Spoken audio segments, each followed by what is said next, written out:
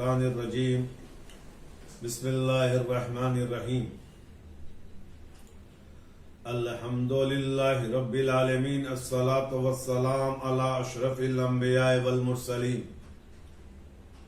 خاتم النبیین جد الحسن والحسین مولانا و مولا الثقلین ابی القاسم محمد اللہم صلی علی محمد و آل محمد اما بعد قال رسول اللہ صلی اللہ علیہ وآلہ من ماتا علی حب آل محمد ماتا شہیدہ. عزیزان گرامی، اس کے پہلے کہ میں آغاز تقریر کروں، آپ حضرات ایک مرتبہ الحمد و 3 مرتبہ سورہ اخلاص کی تلاوت فرما کر سید حسن ظہیر زیدی ابن سید علی حسن زیدی مرحوم کو ارسال فرما دیں. اعوذ باللہ من الشیطان الرجیم بسم اللہ الرحمن الرحیم الحمدللہ رب العالمین الرحمن الرحیم مالک یوم الدین ایاک نعبد و ایاک نستعین اهدنا الصراط المستقیم صراط الذین انعمت علیہم غیر المغضوب علیہم ولا الضالین. بسم اللہ الرحمن الرحیم قل هو اللہ احد اللہ الصمد لم یلد ولم یولد بسم اللہ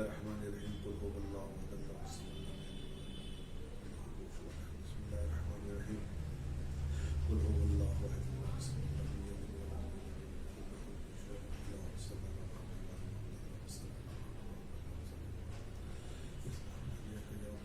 حسن ظہیر زیدی ابن سید علی حسن درود بر محمد و آل محمد اللہم صلی علی محمد و آل محمد. عزیزان گرامی، چونکہ یہ مجلس ایک ایصال ثواب کی مجلس ہے اور دن جو گزرا ہے وہ روز شہادت امام علی رضا علیہ السلام، میں نے اسی مناسبت سے اس حدیث کو اپنا عنوان قرار دیا ہے جس میں پیغمبر اسلام ارشاد فرما رہے من مات علی حب آل محمد مات شہیدہ، جو بھی محبت آل محمد میں مر جائے وہ شہید ہوا کرتا ہے. میرے عزیزو، لفظ موت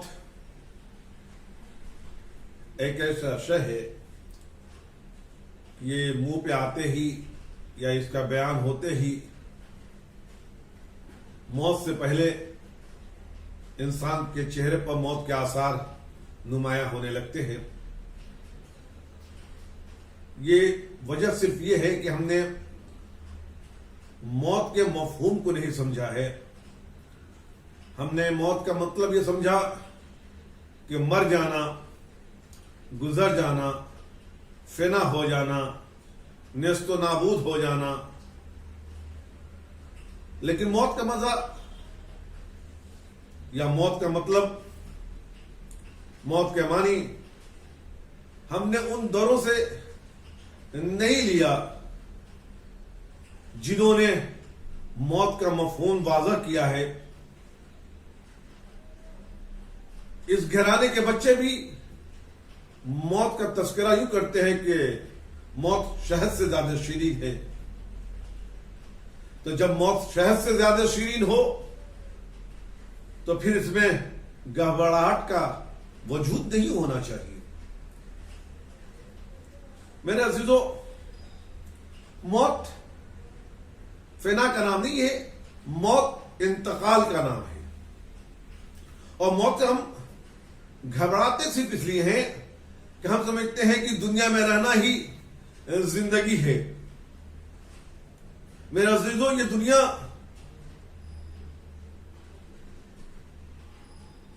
رہنے کی جگہ نہیں ہے، یہ دنیا صرف رکنے کی جگہ ہے. مفہوم واضح ہو اس لیے میں ایک مثال دے دوں. جب ہم سفر میں نکلتے ہیں،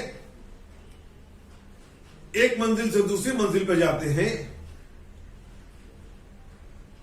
تو ہم تھوڑی دیر پلیٹ فارم پہ انتظار کرتے ہیں. آپ سے ایک میرا سوال ہے، کیا ہے پلیٹ فارم رہنے کی جگہ ہے؟ کیا آپ سے پلیٹ فارم چھوٹ جائے تو آپ ناراحت ہو جائیں؟ ہر سمجھدار انسان کہے گا پلیٹ فارم چھوٹنے سے ناراضی نہیں ہوگی، پلیٹ فارم چھوٹ جانے سے خوشی کا احساس ہوگا. یہ پلیٹ فارم چھوٹ رہی ہے، یعنی میں ٹرین پہ سوار ہو گیا ہوں، اپنی منزل کی طرف بڑھ رہا ہوں جہاں مجھے جانا ہے، جہاں رہنا ہے. تو میرے عزیزوں، زندگی ایک پلیٹ فارم ہے، موت ایک ٹرین ہے جس پر ہم سوار ہو کر اس منزل کی طرف رواں دواں ہوں گے جہاں ہمیں رکنا ہے، جہاں ہمیں ٹھہرنا ہے. تو جیسے پلیٹ فارم چھوٹ جانے کا غم نہیں ہوتا، ویسے ہی دنیا چھوٹ جائے تو اس کا غم نہیں ہونا چاہیے. میرے عزیزوں، معصومین نے جو ہمیں سبق دیا ہے، جو ہمیں بتایا ہے، اگر ہم اس پہ عمل کریں، میں اور آسان کروں، ہم نے چلنے پھرنے کا نام زندگی سمجھ لیا، کھانے پینے کا نام زندگی سمجھ لیا، لیکن قرآن نے اسے زندگی نہیں کہا ہے. قرآن نے کہا ہے یہ چلتے پھرتے چوپائے ہیں، یہ سوکھی ہوئی لکڑیاں ہیں جن پہ کپڑے پہنا دیے گئے ہیں. لیکن یہی قرآن جب زندگی کی توجیہ کر رہا ہے، توضیح کر رہا کیوں کر رہا ہے؟ کہ کوئی راہ خدا میں شہید ہو جائے تو کہا جا رہا ہے خبردار انہیں مردہ نہ کہنا، سر تن سے جدا ہو چکا ہے. لیکن قرآن کہہ رہا ہے خبردار انہیں مردہ نہ کہنا، یہ زندہ ہیں. پروردگارا، نہیں یہ کھا رہے ہیں، نہیں پی رہے ہیں، نہیں بول رہے ہیں، نہیں چل رہے، تو اسے زندہ کہہ رہا ہے؟ اور جو کھا رہے ہیں، پی رہے ہیں، چل رہے ہیں، انہیں تو مردہ کہہ رہا ہے؟ کہاں وہ مردہ ہیں، یہ زندہ ہیں. پروردگارا کیوں؟ کہا انہوں نے اپنی زندگی کو میری مرضی کے مطابق موت کو گلے لگا کر میری مرضی کی خاطر سر تن کو جدا کر دیا. تو جو میری مرضی کے خاطر سر تن سے جدا کرے وہ مرتا نہیں ہے. جو اہل بیت کی خاطر اپنی زندگی کو تمام کر دے وہ مرتا نہیں ہے. تو پتا چلا کہ بغض اہل بیت انسان کو جینے نہیں دیتا، اور محبت اہل بیت انسان کو مرنے نہیں دیتا. اس سے ایک بات کا پتا چلا کہ زندگی حب اہل بیت کا نام ہے، موت بغض نفرت اہل بیت کا نام ہے.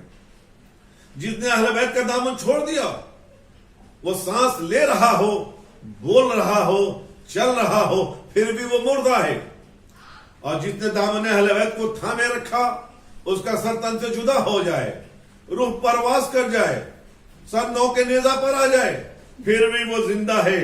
اور ایسا زندہ ہے کہ سر تن سے جدا ہونے کے بعد قرآن کی تلاوت فرما کے بیان کر رہا ہے کہ جب میرا سر تن سے جدا ہو جائے تو ہمارے ذہن میں کوئی خلل نہیں پڑ سکتا، بلکہ میں قرآن کی تلاوت کر سکتا ہوں. تو میرا نانا اگر تھوڑی دیر کے لیے مرض میں مبتلا ہو جائے تو اس کا ذہن کیسے؟ میرا عزیزو، ہمیں چاہیے کہ ہم اپنی زندگی اہل بیت کے بتائے ہوئے راستے پر چلائیں، اور اس طرح چلتے ہوئے اگر ہم مر جائیں تو حدیث رسول ہماری پشت پناہی یوں کر رہی ہے کہ یہ شہید ہے، اور شہید مرتے نہیں ہیں. اور اس کی بہترین دلیل دیتے ہیں ہم. آپ دیکھیں، جب آپ مردے کو قبر میں لٹا دیتے ہیں تو تلقین میں کیا کہا جاتا ہے؟ اسمع فہم، سن و سمجھ. بھائی سنتا وہ ہے جو زندہ ہوتا ہے، سمجھتا وہ ہے جو زندہ ہوتا ہے. اور ہم قبر میں کہہ رہے ہیں سن اور سمجھ، اور مردہ سنتا بھی ہے، سمجھتا بھی ہے. یہ واضح اعلان ہے کہ یہ مرنے والا مرا نہیں ہے، یہ ایک جگہ سے دوسری جگہ منتقل ہو رہا ہے. اس لیے ہمیں اس بتاتے ہوئے فخر محسوس ہوتا ہے کہ ایک جگہ سے دوسری جگہ جانے والے ہماری باتوں کو سن بھی اور سمجھ بھی. اور میرے عزیزوں، قبر میں جو ہم کہتے ہیں سنو سمجھ، کیا قبر میں کیا سمجھاتے ہیں؟ دیکھیے، ہماری زندگی دو چیزوں کے مجموعے کا نام ہے. ایک ہے جسم، ایک ہے روح. جب تک جسم اور روح میں وابستگی ہوتی ہے، انسان چلتا ہے، پھرتا ہے، بولتا ہے. لیکن جیسے ہی روح جسم سے الگ ہو جاتی، روح پرواز کر جاتی ہے، جسم دفنا دیا جاتا ہے. ایک سوال ہے میرا، ہمارا جسم جو ہے یہ کہاں جاتا ہے؟ قبر میں. ہماری روح کہاں جاتی ہے؟ اوپر. تو عظمت و بلندگی کسے ملتی ہے، جسم کو یا روح کو؟ تو جواب یہی ملے گا نا کہ ہر اوپر جانے والی چیز کو عظمت ملتی ہے. تو روح عظیم ہے، اوپر جاتی ہے، عظمت ملتی ہے، بلندی ملتی ہے. زمین پستی کی طرف جاتی ہے، زمین کے اندر جاتی ہے. تب عقل مندی تو یہ ہے نا کہ جس سے عظمت ملے اس کی پرورش کی جائے، اس کا خیال رکھا جائے، اس کا لحاظ رکھا جائے. لیکن ہم اپنی پوری زندگی جسم کو سنوارنے میں گزار دیتے ہیں، جسم کو بنانے میں سنوار دیتے ہیں. اچھے کپڑے، اچھا کھانا، اچھے گھر، اچھے بچے، اچھی زوجہ، یہ ساری جسم ہیں. ہم اس کی تہیے میں اپنی پوری زندگی 50، 60، 70، 80 سال کی گزار دیتے ہیں. جسے پستی کی طرف جانا ہے، لیکن جسے بلندی کی طرف جانا ہے، جسے روح کہتے ہیں، اس پر ہم دھیان ہی نہیں دیتے. یہ اسے عقل مندی نہیں کہتے. عقل مند انسان وہ ہے جو چیز اسے بقا کی طرف لے جائے، اسے سنوارے، اسے سجائے.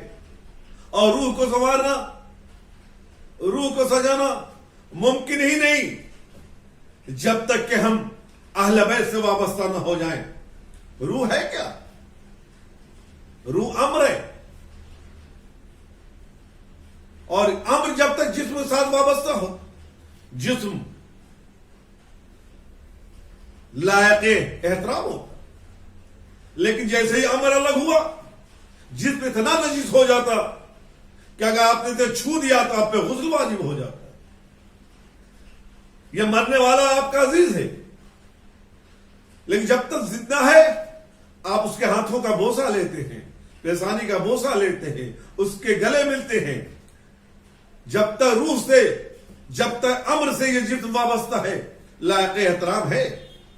لیکن جیسے ہی امر کا ساتھ چھوٹا، یہ اتنا نجس ہو گیا کہ یہ مس کرنے والا مس کر دے تو اس پہ غسل واجب ہو جائے. اس کے متعلق ہے کہ جتنا جلدی ہو اسے دفن کر دیا جائے، اسے اس کی منزل تک پہنچا دیا جائے. کیوں؟ اس لیے کہ امر سے الگ ہو گیا. تو میرے عزیزوں، جب انسانی جسم امر سے جدا ہو جائے، اتنا نجس ہو جائے کہ غسل واجب کر دے، تو اب بتائیے ان انسانوں کے بارے میں جو اولی الامر کو سے جدا ہو جائے، جو اولی الامر کو چھوڑ دے، وہ کتنا نجس ہو جاتے ہیں. دنیا میں بھی لعنتی ہے، آخرت میں بھی لعنتی ہے. تو امر، اور فخر الدین رازی نے کہا ہے کہ موت جسم کو آتی ہے، امر کو نہیں. امر نہیں مرتا، روح نہیں مرتی. تو میرے عزیزوں، اب کہنے تو دیجیے کہ جب امر کو موت نہیں آ سکتی تو اولی الامر کو موت. کہ مرحوم جو اس دنیا سے گئے، عزادار حسین، محب اہل بیت، ان کا تذکرہ کرنا یا تذکرہ ہونا اس بات کی دلیل ہے کہ جب ہمارا مرحوم زندہ ہے، اس کا تذکرہ زندہ ہے، تو جس سے یہ وابستہ ہے، جسے اہل بیت کہتے ہیں، وہ قیامت تک زندہ رہے گا. بیان اس کا ہوتا رہے گا، اس کا تذکرہ ہوتا رہے گا.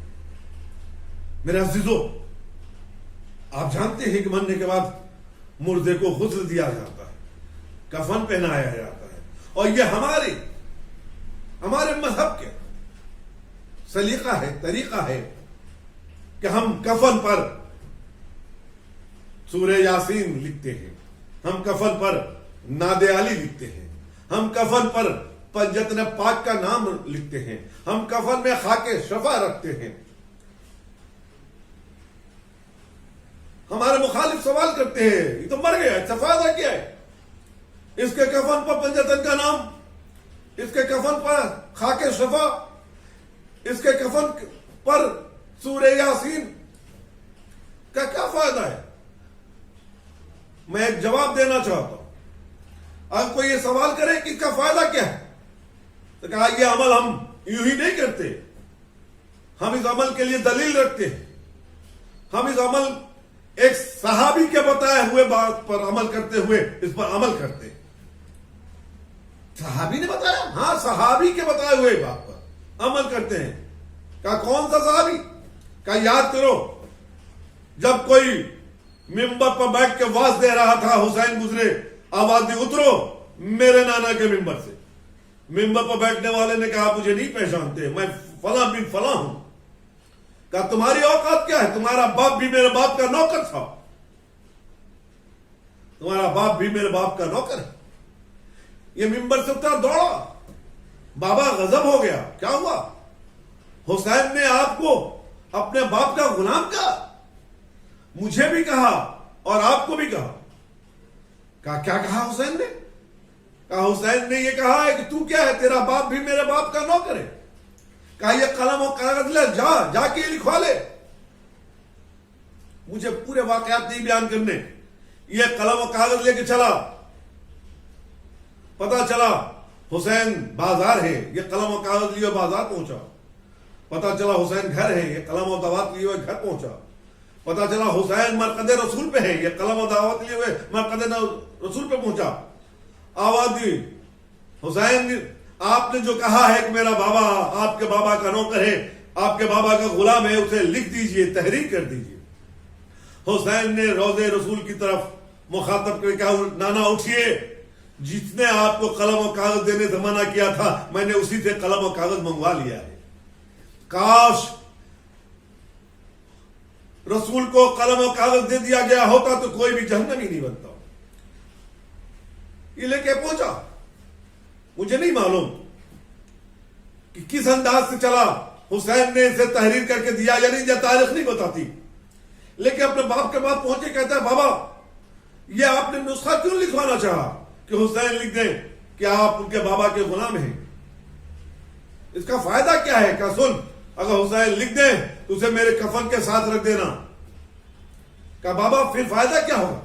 कहा जब हुसैन लिख देंगे कि मेरे बाबा का गुलाम है, तो जिसे हुसैन लिख दे कि अली का गुलाम है, उस पर फरिश्ते आजाद नहीं करते। अब कहने दीजिए ना कि सहाबी ने बता दिया कि अगर एक रुक्का लिख दिया जाए जिस पर यह लिखा जाए कि अली का नौकर है, तो उस पर आजाब नाजिल नहीं होता। हम भी उसी पे अमल करते हैं, अपन कफन पर लिखाते हैं अली, हसन, हुसैन, फातिमा, मोहम्मद के फरिश्ते देख के ये समझ जाएं हम मोहम्मद के मानने वाले हैं, हम अली के मानने वाले हैं, हम जहरा के मानने वाले हैं, हम हसन के मानने वाले हैं, हम हुसैन के मानने वाले हैं, और हम पे आजाब ना हो। तो मेरे अजीजों, हम अपने मुर्दों को मुर्दा नहीं कहते बल्कि उनको जिंदा समझते हैं, और इसीलिए हम मजलिसें कराते, हम नजर दिलाते, हम फातिहा दिलाते। हम जब फातिहा दिलाते करते क्या है? तिलावत आयत कुरान, तिलावत सूरह कुरान। दुनिया के चीज से फायदा क्या है? ये आप कुरान की तिलावत कर रहे हैं और उसके बाद अहले बैत का वसीला देख के अपने मुर्दे तक पहुंचा रहे हैं, क्या ये फायदा है? क्या ये आपके कुरानी आयत अहले बैत के वसीले के आपके मुर्दे तक पहुंचते? मेरा अजीजों याद रखना, कुरान अजीम है, उसका कोई जवाब नहीं, इसलिए कि इसे भेजने वाला खुदा, इसे लाने वाला जिब्रील, जिस तक लाया मोहम्मद, जिसने बचाया अली और अहले बैत, यानी मासूम घरानों में ये कुरान, और भेजने वाला खुदा है, लेकिन डायरेक्ट नहीं भेजा, वसीला बनाया है। वसीला बना के अपने किताब को नाजिल किया, जिब्रील को वसीला बनाया, और जिब्रील वसीला बन के इस किताब को लिए हुए पैगंबर इस्लाम तक आए। मेरे खुदा ने एक बात बता दी کہ جب میں بھیجنا چاہوں تو بغیر وسیلے کے نہیں بھیج سکتا. اگر تم چاہتے ہو کہ اس آیات کا ثواب، اس سورہ کا ثواب کسی وسیلے کے بغیر ہم تک پہنچ جائے یا مردے تک پہنچ جائے تو یہ ممکن نہیں ہے. تم بھی انہیں ہی وسیلہ بناؤ. ہم بھی اہل بیت کو وسیلہ بناتے ہیں کہ یہ آیات قرآنی، یہ سورہ قرآنی کا ثواب ہمارے مردے تک پہنچ جائے. یہ مجلس ہے، یہ عزاداری، یہ ان کے نام کا نذر و نیاز اس بات کی دلیل ہے کہ ہمارا مردہ زندہ ہے. اب کیوں نہ ہو یہ اس در سے وابستہ ہے جس کی محبت لے کے انسان اس دنیا سے گزر جائے تو وہ شہید ہوا کرتا ہے. اور شہید مرتے نہیں ہیں، شہید زندہ ہے. میرا دل یاد رکھیے گا، موت سے وہ گھبرائے جسے موت مار دیتی ہے. ہم تو موت کو زندگی سمجھتے ہیں، اور دنیا نے یہ سمجھا نا کہ جو مار دے وہ جیتتا ہے، جو مر جائے وہ ہارتا ہے. نہیں، اور بات آسان کروں، جس کی روح پرواز کر جائے وہ مر جاتا ہے، جس کی روح جسم میں باقی رہتی ہے وہ زندہ ہے. لیکن کربلا نے اس مفہوم کو بدل دیا ہے. ایک طرف 72 ہیں، ایک طرف لاکھوں کا مجمع ہے. یہاں یقین ہے موت پر، یہاں زندگی ہے. یہ موت پر یقین رکھنے والے مطمئن ہیں، یہ زندہ رہنے والے مضطرب ہیں. ان کی تعداد 72 ہے پھر بھی مطمئن، یہ تعداد لاکھوں میں تب بھی مزمحل مضطرب. یہاں بار بار بلایا جا رہا ہے، اور بھیجو، اور آؤ، اور آؤ. اور یہاں چراغ بجھا کے ہٹایا جا رہا ہے، چلے جاؤ، چلے جاؤ. چلے جانے والے جتنے کہا جا رہا ہے چلے جاؤ، چراغ گل کیے دیتا ہوں، چلے جاؤ. ہمارے بچوں کا ہاتھ پکڑو، چلے جاؤ. اور جب روشنی کی جاتی ہے، جب چراغ روشن کیا جاتا ہے تو ہر صحابی اپنے گردن پر تلوار رکھ کے کہہ رہا، حسین یہ چلے جاؤ، یہ زندگی تھوڑی ہے. آپ سے جدا ہو جانا ہمارے لیے موت ہے، آپ سے وابستہ ہو کے سر کٹا دینا ہماری زندگی ہے. تو کربلا نے ایک راستہ بتا دیا، کربلا نے ایک پیمانہ بتا دیا کہ موت اہل بیت سے جدا ہو جانے کا نام ہے، زندگی موت سے نہیں. زندگی اہل بیت سے وابستگی کا نام ہے، چاہے اس کے بعد سرتن سے جدا ہی کیوں نہ ہو جائے. لیکن اگر اہل بیت سے جدا ہو جائے، زندہ رہ کے بھی مردہ ہے انسان. اور آپ دیکھتے ہیں دنیا میں سینکڑوں لوگ ہیں جو چل رہے ہیں، پھر رہے ہیں، لیکن انہیں نہیں معلوم زندگی کیا ہے. لیکن اہل بیت کے ماننے والے کربلا سے لے کے آج تک ایک پورا سلسلہ ہے جہاں ہر مرنے والا مطمئن جا رہا ہے، اس لیے کہ اسے یقین ہے کہ ہم نے اس دامن کو تھاما ہے جو ہمیں مر کے بھی زندہ رکھے گا. اور اس کی بہترین دلیل آج ایک مرحوم کی ایصال ثواب کی مجلس، اس کا تذکرہ. مرحوم میرا آج کتنا خوش ہو رہا ہوگا کہ میں بھی زندہ ہوں، اور میں نے جس کے دامن کو تھاما ہے کیوں نہ زندہ رہوں، وہ قیامت تک زندہ رہنے والا ہے. میرے عزیزو، آج چونکہ شہادت امام علی رضا ہے تو دل چاہتا ہے کہ آج ان کے متعلق بھی چند جملے کہہ کر حق ادا کروں. میرا مولا، آپ میرے مولا کے فضائل سنتے رہتے ہیں. پوری تاریخ احادیث میں ایک ایسی حدیث جسے سلسلہ ذہب کہتے ہیں، یعنی سونے کی زنجیر. حدیثیں بہت ہیں معصومین سے، لیکن یہ پہلی حدیث جس کا ہر معصوم امام رضا کہتے ہیں، میں نے سنا اپنے بابا موسی کاظم سے، انہوں نے سنا اپنے بابا جعفر صادق سے، انہوں نے سنا اپنے بابا محمد باقر سے، انہوں نے سنا اپنے بابا علی ابن ابی طالب سے، علی ابن الحسین سے، انہوں نے سنا اپنے بابا حسین ابن علی سے، انہوں نے سنا اپنے بابا علی ابن ابی طالب سے، انہوں نے سنا اپنے رسول پیغمبر اسلام سے، انہوں نے سنا جبرائیل سے، اور جبرائیل نے کہا میں نے دیکھا جنت پر لکھا ہوا ہے لا الہ الا اسمی فمن دخل اسم آمن من عذابی، لا الہ الا اللہ ایک قلعہ ہے کہ جو اس میں داخل ہو گیا وہ امان پا گیا۔ امام نے یہ حدیث بیان کی، 4000 شاگردوں نے انہیں تحریر کیا۔ شاگرد سوچ رہے تھے کہ کتنا آسان ہے جنت، کتنا آسان ہے عذاب سے بچ جانا، قلعہ لا الہ میں داخل ہو جاؤ عذاب سے بچ جاؤ۔ امام تھوڑے آگے بڑھے، پھر محمل کا پردہ ہٹایا اور آواز دی، لیکن اس کے لیے کچھ شرط ہے اور شروط ہے، اور میں ان میں سے ایک شرط ہوں۔ یعنی یہ کہہ کے امام نے بتا دیا کہ شرط میں ہوں اہل بیت، شرط میں ہوں امام، شرط میں ہوں ولی، شرط میں ہوں ولایت، ہر دور کا امام۔ یہ شرط ہے کہ جب تم اس کی ولایت کے ساتھ قلعہ لا الہ میں داخل ہو جاؤ گے تو امان پاؤ گے۔ تو یہ مومن جو اس دنیا سے گیا ہے وہ وابستہ ولائے اہل بیت، وابستہ ولائے امام کے ساتھ اس دنیا سے گزرا ہے، تو وہ اس قلعہ لا الہ میں داخل ہو گیا، اور جب قلعہ لا الہ میں داخل ہو گیا تو عذاب الہی سے نجات پا گیا۔ یہ ہے عقیدہ ہمارا، اور اسی عقیدے پہ ہم جیتے بھی ہیں، اور اسی عقیدے پہ ہم مرنا بھی چاہتے ہیں۔ ہم موت سے نہیں گھبراتے، ہم تو موت کو ایک سبب سمجھتے ہیں ملاقات علی کے لیے۔ اگر یہ موت نہ ہوتی تو ہم علی سے ملاقات نہ کرتے۔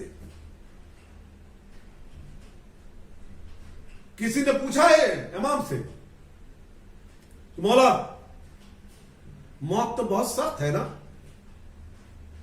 موت بہت بے چینی ہے نا، موت آئے گی تو ہم ڈر جائیں گے نا، ہم گھبرا جائیں گے نا۔ تو امام نے کہا اچھا، موت ڈرنے کی چیز ہے، موت گھبرانے کی چیز ہے، اگر موت کے وقت ہم تمہارے سرہانے آ جائیں تو کہا پھر موت سے کیا گھبرانا، موت کا کیا خوف، جب آپ سامنے ہوں تو موت گھبرانے کا نام نہیں، موت تحسین اور آفرین کہنے کا نام ہوگا، اس لیے کہ اس کے آنے سے آپ کی زیارت ہوگی۔ امام اپنے خطبے کو بڑھا رہے ہیں، اس کی بے چینی پھر بڑھی، آواز دی امام نے کیا بات ہے؟ کہ مولا آپ جنگ پہ بھی جاتے ہیں، آپ سفر پہ بھی جاتے ہیں، مولا اگر ہمیں اس وقت موت آئے جب آپ کسی سفر پہ ہوں یا کسی جنگ پہ ہوں، تو مولا نے مسکرا کے کہا تم نے ہمیں نہیں پہچانا، تم نے ابھی بھی ہماری معرفت حاصل نہیں کی۔ کہا مولا ہم میں کہاں اتنی طاقت کہ آپ کی معرفت حاصل کر سکیں، لیکن مولا بتائیں اگر آپ جنگ کے دوران ہوں، آپ مسافرت کے دوران اس دوران موت آ جائے، تو کہا سن، ایک وقت میں کتنے لوگوں کو موت آتی ہے، ہر موت کو لینے کے لیے ملک الموت پہنچتا ہے، تو جب ملک الموت ہر انسان کی روح قبضے کو پہنچ سکتا ہے تو ملک الموت میرا شاگرد ہے، موت امر ہے، میں اولی الامر ہوں، جب امر ہر جگہ پہنچ جائے تو تعجب کی بات نہیں، تو صاحب امر پہنچے تو تعجب کی بات کیوں ہے؟ میرے عزیزوں، امام کے القاب میں 2 لقب پہ گفتگو کر کے آپ کی زحمت تمام کروں گا۔ امام کو کہا جاتا ہے حجت اللہ، حجت کہتے ہیں دلیل کو۔ سلام ہو میرا امام رضا پہ جو اللہ کے دلیل کے سبب بن رہے ہیں، یعنی یہ دلیل خدائی ہے، انہیں دیکھتے چلے جاؤ خدا سمجھ میں آتا چلا جائے گا، انہیں پہچانتے چلے جاؤ اللہ سمجھ میں آتا چلا جائے گا، یہ حجت خدا ہے، یہ اللہ کے لیے دلیل ہے۔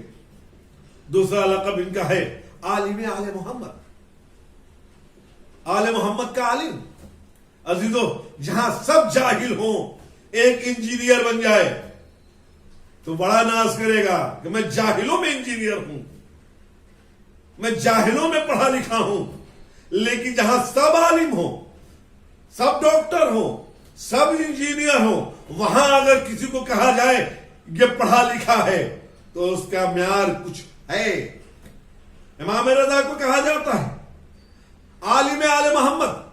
آل محمد میں ہر عالم ہے، ہر شخص عالم ہے، لیکن یہ لقب ہمارے امام کو دیا جا رہا ہے. اس بات کی دلیل ہے کہ یہ امام جاہلوں کا میں عالم نہیں ہے، عالموں میں عالم ہے. اور اس کی بہترین دلیل امام کی زندگی ہے، وہ مناظرات ہیں جو امام نے دربار مامون میں علماء اسلام کے ساتھ کیا، اور امام نے بتا دیا کہ میں عالم آل محمد ہوں. یہ ظاہرہ آپ کی عظمت پہ لاکھوں سلام. آج اس امام کی شہادت تاریخ ہے جو محمد بھی ہے اور علی بھی ہے. محمد اس طرح کے پیغمبر اسلام نے کہا میرا اول بھی محمد ہے، میرا اوسط بھی محمد ہے، میرا آخر بھی محمد، ہم سب کے سب محمد ہیں. اور علی تو ایسا ہے کہ نام میں بھی فرق نہیں ہے. دنیا سوال کرتی ہے کیسے ہے آپ سب کو محمد کہتے ہیں، حالانکہ اس میں حسن بھی ہیں، حسین بھی ہیں، اس میں کاظم بھی ہیں، اس میں نقی بھی ہیں. میرے عزیزو، اپنے بچوں کو سمجھانے کے لیے بات آسان کرو. اگر کسی بچے سے کہا جائے کہ قرآن لاؤ، وہ قرآن لے کے آئے، کہا بیٹا اسے کھولو، اس سے کھولا، کہا کیا ہے، کہا سورہ بقرہ ہے. ہم نے کہا پلٹو کیا ہے، کہا آل عمران ہے. کہا پلٹو کیا ہے، کہا سورہ توبہ ہے. ہم نے کہا پلٹو کیا ہے، کہا یاسین ہے. پلٹو کیا ہے، کوثر ہے. پلٹو کیا ہے، ناس ہے. ہم نے کہا بند کرو، اب کیا ہے، کہا قرآن ہے. میرے عزیز، بس اسی طرح جیسے قرآن پھیلتا ہے تو کبھی بقرہ بنتا ہے، کبھی آل عمران بنتا ہے، کبھی کوثر بنتا ہے، لیکن جب سمٹتا ہے تو قرآن بنتا ہے. ویسے ہی میرا محمد جب پھیلتا ہے تو کبھی علی بنتا ہے، کبھی حسن، کبھی حسین، کبھی سجاد، کبھی محمد باقر، لیکن جب سمٹتا ہے تو سب کے سب محمد ہو جاتے. آج اسی محمد علی کی شہادت کی تاریخ ہے جس دن اس مرحوم کے ایصال ثواب کی مجلس رکھی گئی. عزیزو، ہمارا معمول ہے کہ ہم اپنے اعزاء کی موت کو یاد تو کرتے ہیں، لیکن اس یاد اس وقت تک کمال نہیں سمجھتے جب تک اس یاد میں اپنے حسین کو یاد نہ کر لیں. عزیزو، میں چاہتا ہوں کہ آج کے دن ایک ایسی بیوی کا تذکرہ کروں، ایک ایسے والی کا تذکرہ کروں، ایک ایسے باپ کا تذکرہ کروں جو کربلا کے واقعے کے چند روز قبل تک حسین کے ساتھ نہیں تھا، لیکن جب ساتھ آیا تو عظمت اتنا مل گئی کہ ذوالقرنین علیہ السلام بن گیا. پورے واقعات سمیٹ کر ذوالقرنین جب حسین کی طرف چلے ہیں تو اپنی بیوی کو خدا حافظی کہا ہے، تو بیوی نے یہ کہا جا رہے ہو، مجھے کس کے سہارے چھوڑ رہے ہو، تو آواز دی جاؤ، میں تم سے ملنے ضرور آؤں گا. عزیزو، پورے واقعات سمیٹ کے ذوالقرنین کی بیوی کوفے آ گئی. ذوالقرنین حسین کی خدمت میں حاضر ہو گئے. واقعہ کربلا رونما ہو گیا. یہاں ذوالقرنین کی بیوی ہر روز انتظار کر رہی ہے کہ آج میرا والی آئے گا، آج میرا وارث آئے گا. مدت گزرتی چلی گئی لیکن ذوالقرنین نہ آئے. ایک دن اس کی 5 سالہ بیٹی دوڑ کے آتی ہے، اماں کربلا سے کوئی قافلہ آ رہا ہے، ادھر سے گرد و غبار دیکھا جا رہا ہے، اماں کہیں ایسا نہ ہو کہ اس قافلے میں ہمارا بابا ہو. عزیزو، روایت کہتی ہے کہ ذوالقرنین کی بیوی چھت پہ پہنچی، قافلہ گزرنے لگا. ایک ذوالقرنین کی بیوی نے ایک نو کے نیزہ پر اپنے والی کا سر دیکھا. آواز دی، والی تم نے تو کہا تھا میں تم سے ملنے آؤں گا. آواز دی، بی بی ذرا آگے نگاہ کرو، ارے میرے آگے میرے مولا حسین کا سر بھی ہے، میرے آگے میرے مولا عباس کا سر بھی ہے.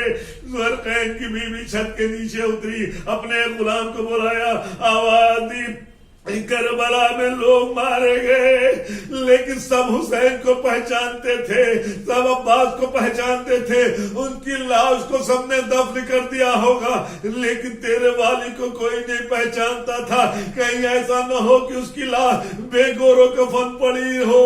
یہ کفن لے آ، کربلا جا، اپنے وارث کو دفن کر کے آ جا۔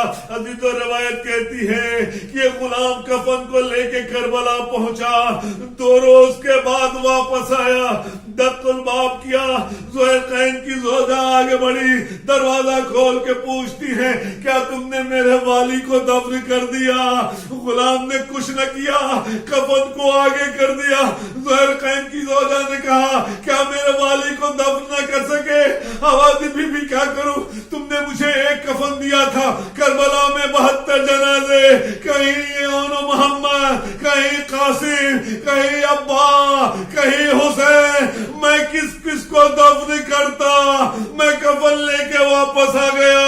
اسی بار اس کی بیٹی آتی ہوئی نظر آئی، زوجہ نے کہا غلام ایک مہربانی مجھ پہ اور کر دے۔ کہا بی بی حکم دے۔ کہا جب میری بیٹی آئے اور سوال کرے کہ میرے بابا کو دفن کر دیا تو کہہ دینا ہاں دفن کر دیا، اس لیے کہ بیٹی برداشت نہ کر پائے گی کہ اس کے بابا کا جنازہ بے گور و کفن پڑا ہو۔ میں کہوں گا زہیر قین کی زوجہ اپنی بیٹی کا احترام کر لو، اسے بتا دو کہ اس کا بابا دفن ہو گیا، لیکن ہائے 5 سال کی سکینہ کیا کرے جس کے سامنے اس کا بابا کا جنازہ بے گور و کفن پڑا ہو۔ اور سکینہ اپنی پھوپھی سے کہہ رہی ہوں اے پھوپھی اماں، اور صرف سکینہ نہیں، زینب نے جب دیکھا کہ سید سجاد کی روح پرواز کرنے والی ہے، آوازی بیٹا اپنے آپ کو سنبھالو، اپنے آپ کو سنبھالو۔ آوازی پھوپھی اماں جس کے پاس ایک بیٹا بھی ہو وہ بڑے مطمئن انداز سے مرتا ہے کہ مجھے غسل دیا جائے گا، مجھے کفن پہنایا جائے گا، لیکن جس کے پاس سجاد جیسا بیٹا ہو اور بابا کا جنازہ بے گور و کفن پڑا ہو۔ زینب نے کہا بیٹا خود کو سنبھالو، بیٹا خود کو سنبھالو، سيعلم الذين ظلموا منقلبون انا للہ و انا الیہ راجعون، رضا بقضاء تسلیما لامرہ۔ عزیزان گرامی، آپ حضرات ایک مرتبہ الحم و 3 مرتبہ سورہ اخلاص کی تلاوت فرما کر مرحوم سید حسن ظہیر زیدی ابن سید علی حسن زہیدی صاحب کو اصال فرما دیں۔